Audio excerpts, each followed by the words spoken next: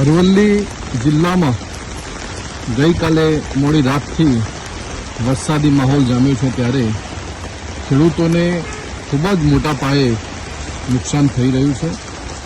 અરવલ્લી જિલ્લાના ખેડૂતોએ ખૂબ મહેનતથી મગફળી, સોયાબીન, કપાસ અને અડદ સહિતના પાકોનું વાવેતર કરેલું।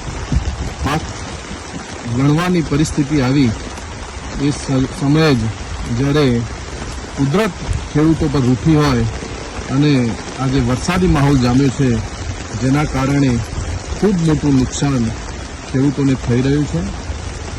ગુજરાત સરકારને હું અરવલ્લી જિલ્લા કોંગ્રેસ સમિતિ દ્વારા વિનંતી કરું છું કે તાત્કાલિક ધોરણે આ ખેડૂતોને પાકને થયેલા નુકસાનનું સર્વે કામગીરી હાથ ધરાય અને તાત્કાલિક ધોરણે વહેલામાં વહેલી તકે રાહત પેકેજ જાહેર કરવા માટેની હું વિનંતી પણ કરું છું।